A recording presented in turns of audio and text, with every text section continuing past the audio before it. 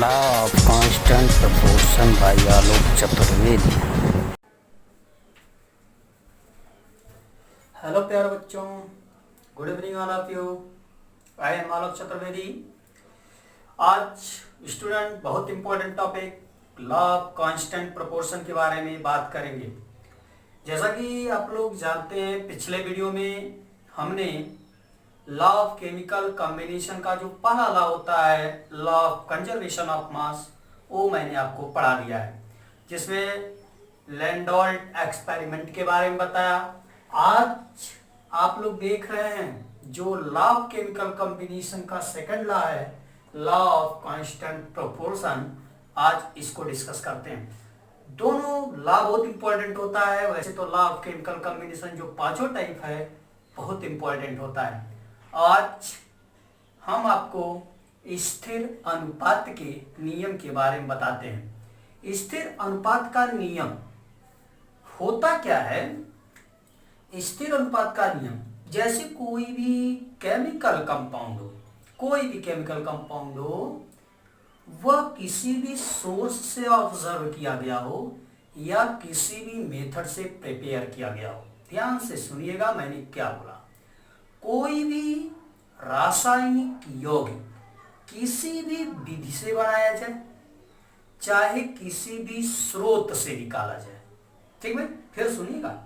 कोई भी रासायनिक यौगिक किसी भी विधि से बनाया जाए, चाहे किसी भी सोर्स से निकाला जाए, लेकिन उस कंपाउंड में जो एलिमेंट होंगे उसका रेशियो बदलेगा नहीं, कांस्टेंट होगा। फॉर एग्जाम्पल, अभी शायद आपको डेफिनेशन न समझ में आया हो। फॉर एग्जाम्पल, जैसे वाटर की बात करें, वाटर का फार्मूला आपको पता है, H2O होता है। अगर मास के अनुसार इसके रेशियो की बात करें तो इसमें आपको पता है एलिमेंट कौन कौन सा मिला है। इसमें एलिमेंट हाइड्रोजन मिला है और ऑक्सीजन मिला है। मास के अनुसार हाइड्रोजन और ऑक्सीजन का रेशियो H2O में जो है वह 1:8 है। ओके, फिर सुनिएगा। लॉ ऑफ कांस्टेंट प्रोपोर्शन की बात कर रहे हैं। Law of constant proportion, law of chemical combination का second type. Law of chemical combination का जो सेकंड टाइप है, लॉ ऑफ कांस्टेंट प्रोपोर्शन, होता क्या है? According to this law, any chemical compound observe any source, prepare any method, then the present of element are in a fixed ratio। कोई भी रासायनिक यौगिक किसी भी स्रोत से निकाला जाए या किसी भी विधि से बनाया जाए, लेकिन उसमें जो तत्व का अनुपात होगा वह निश्चित होता है, स्थिर होता है। जैसे कि मैंने बताया कि यह जल है। अब जल को चाहे तो लेबोरेटरी में बनाइए, चाहे रेन वाटर हो, बरसात का पानी हो, चाहे वेल वाटर हो, कुएं का पानी हो, चाहे सी वाटर हो, समुद्र का पानी हो, लेकिन उसमें जो हाइड्रोजन और ऑक्सीजन होगा वह एक फिक्स रेशियो में होगा। अब आई बात समझ में? फिर सुनिएगा।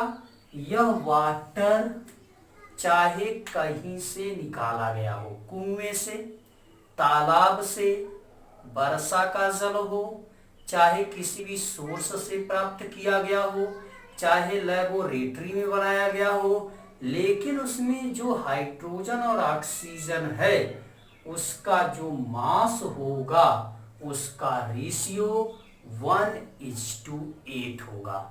1:8 के अनुपात में ही संयुक्त होगा। चलिए, जैसे दूसरे एग्जाम्पल की बात करें।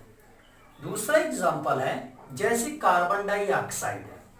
कार्बन डाइऑक्साइड कार्बन से और ऑक्सीजन से प्रिपेयर होता है। तो कार्बन और ऑक्सीजन से प्रिपेयर होता है, एक तरीका यह भी हो सकता है। दूसरा तरीका, कैल्शियम कार्बोनेट को जब आप गर्म करते हैं तो भी CaO CO2 बनता है। तमाम तरीका होता है कार्बन डाइऑक्साइड बनाने का। तो ऐसा नहीं है कि कार्बन डाइऑक्साइड में, अब आपको पता है क्या क्या मिला है, कार्बन डाइऑक्साइड में कार्बन मिला है और ऑक्सीजन मिला है। तो जो कार्बन और ऑक्सीजन मिला है, चाहे वो कैल्शियम कार्बोनेट से बनाया गया कार्बन डाइऑक्साइड हो, चाहे वो कार्बन और ऑक्सीजन से बनाया गया कार्बन डाइऑक्साइड हो, लेकिन उसमें जो कार्बन और ऑक्सीजन का रेशियो होगा वह 3:8 ही होगा। माने जहां भी आपको कार्बन डाइऑक्साइड दिखेगा उसमें अगर मास के अनुसार कार्बन और ऑक्सीजन के रेशियो की बात करेंगे तो वह 3:8 ही आता है। ओके, चलिए चलते हैं। जैसे इस पे कुछ न्यूमेरिकल्स है। न्यूमेरिकल्स क्या होता है, फिर सुनिएगा। Law of chemical combination. Law of chemical combination क्यों लाया गया? मैंने कहा कोई भी रिएक्शन होता है सबका होने का कोई न कोई पैटर्न होता है। तो उसमें law of conservation of mass, law of constant proportion, law of multiple proportion, law of reciprocal, law Gay Lussac law, ये होता है। जिसमें law of conservation of mass में मैंने बताया mass of reactant equal to mass of product. इसके बाद मैंने आपको बताया mass can not be created, can not be destroyed, but it changes one form to another form. अब लॉ ऑफ कांस्टेंट प्रोपोर्शन आज की टॉपिक मैंने पढ़ाया। कोई भी कंपाउंड किसी भी सोर्स से ऑब्जर्व किया गया हो, चाहे किसी भी मेथड से प्रिपेयर किया गया हो, लेकिन उसमें जो एलिमेंट होगा उसका रेशियो फिक्स होगा। मैंने वाटर की बात किया, चाहे वो रेन वाटर हो, चाहे वह वेल वाटर हो, चाहे वह आपका सी वाटर हो, चाहे लैब में प्रिपेयर किया गया वाटर हो, लेकिन उसमें जो हाइड्रोजन ऑक्सीजन होगा वह 1:8 के रेशियो में होगा।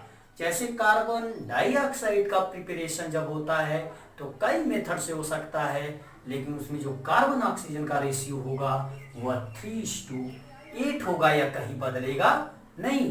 तो कंपाउंड में जो एलिमेंट होता है उसका रेशियो सेम होगा, चाहे वह कितने भी विधि से आप बना लीजिए। ओके, क्वेश्चन जाते हैं। क्वेश्चन है कि सोडियम क्लोराइड है। ध्यान से सुनिएगा क्वेश्चन क्या हम बोल रहे हैं आपको। ये जो लॉ ऑफ कांस्टेंट प्रोपोर्शन पे न्यूमेरिकल्स है उसके बारे में हम चर्चा करते हैं, ठीक है। जैसे मैंने कहा कि NaCl है, क्या है? NaCl है। यह NaCl को आप सोडियम क्लोराइड कहते हैं। NaCl को क्या कहते हैं? सोडियम क्लोराइड कहते हैं। इसको तो अलग अलग सोर्स से प्राप्त किया गया, अलग अलग तरीकों से प्राप्त किया गया। तो जब अलग अलग तरीकों से प्राप्त किया गया, मैंने कहा दो अलग अलग तरीकों से इसको प्राप्त किया गया। तो पहले नमूने में सोडियम क्लोराइड के पहले नमूने में जो क्लोरीन की प्रसक्ता आती है, सोडियम क्लोराइड के प्रथम नमूने में क्लोरीन की जो प्रसक्ता आती है 60.75% आती है। ध्यान दीजिएगा, मैंने कहा नमक को दो अलग अलग सोर्स से बनाया गया, ठीक। जिसके प्रथम नमूने में क्लोरीन पाया गया 60.75%, ठीक ना भाई। अब आते हैं कारा दूसरे नमूने में, ध्यान से सुनिएगा। दूसरे नमूने में 3.88 ग्राम क्लोरीन, दूसरे नमूने में 3.88 ग्राम क्लोरीन 6.4 ग्राम NaCl से प्राप्त किया गया। क्वेश्चन को फिर से सुनिएगा, ठीक है। मैंने बोला सोडियम क्लोराइड है उसको दो अलग अलग तरीकों से बनाया गया। दो अलग अलग तरीकों से सोडियम क्लोराइड को बनाया गया। कह रहा है जब बनाया गया तो सोडियम क्लोराइड के प्रथम नमूने में क्लोरीन पाया गया 60.75%। ठीक। फिर दूसरी बार कह रहा है कि जब दूसरा नमूना बनाया गया, दूसरे नमूने में 3.88 ग्राम क्लोरीन 6.44 ग्राम NaCl से प्राप्त किया गया। समझ में आई बात। अब कह रहा है कि आप बताइए कि जो प्रथम नमूने में क्लोरीन की प्रसन्नता 60.75 है, वह दूसरे नमूने में जो क्लोरीन पाया गया वह स्थिर अनुपात के नियम को फॉलो करता है। इसका मतलब इसके द्वारा भी क्लोरीन की प्रसन्नता इतनी आनी चाहिए। ध्यान दीजिएगा थोड़ा सा। मैंने कहा 6.4 ग्राम NaCl से इतना ग्राम क्लोरीन प्राप्त हो रहा है। 6.4 ग्राम NaCl से क्लोरीन 3.8 ग्राम प्राप्त हुआ। तो थोड़ा बताइए 1 ग्राम से 1 ग्राम NaCl से क्लोरीन कितना प्राप्त होगा? 3.88 बटे 6.4 होगा कि नहीं होगा? होगा ना। तो 100 ग्राम NaCl से थोड़ा निकाल लीजिए, क्योंकि भाई अब प्रसन्नता जो आया होगा 100% में से आया होगा ना। तो 100 ग्राम NaCl में से क्लोरीन की मात्रा 3.88 बटे 6.4 मल्टीप्लाई बाई 100। अब इसको सॉल्व कर लीजिए आप। तो 388.8 अपॉन 6.4, इसको सॉल्व करिए। सॉल्व करेंगे तो आ गया 60.75। समझ में आई बात। फिर सुनिएगा मेरी बात को। मैंने बोला कि NaCl, फिर से प्रॉब्लम को सुनिएगा। NaCl को दो अलग अलग तरीकों से बनाया गया। जब बनाया गया तो उसमें प्रथम नमूनों में क्लोरीन इतना प्रतिशत आया 60.75। जब दूसरा नमूना तैयार किया गया तो क्लोरीन की मात्रा 3.888 ग्राम आई, लेकिन कितने ग्राम NaCl से आई? 6.4 ग्राम NaCl से आई। तो कह रहा बताइए कि यह स्थिर अनुपात के नियम का पालन करता है। माने यह जो दूसरा नमूना आपने बनाया, इसमें भी जो क्लोरीन की प्रसन्नता आएगी वह 60.75 आएगी। तो मैंने इसका सॉल्यूशन आपके सामने बता दिया। तो स्टूडेंट्स, हम उम्मीद रखते हैं कि स्थिर अनुपात का नियम आपको समझ में आया होगा। स्थिर अनुपात का नियम कोई भी रासायनिक यौगिक किसी भी विधि से बनाया गया हो या किसी भी स्रोत से प्राप्त किया गया हो, लेकिन उसमें तत्व का अनुपात निश्चित और स्थिर होता है। मैंने जल का एग्जाम्पल दिया, कार्बन डाइऑक्साइड का एग्जाम्पल दिया, एक न्यूमेरिकल मैंने बताया।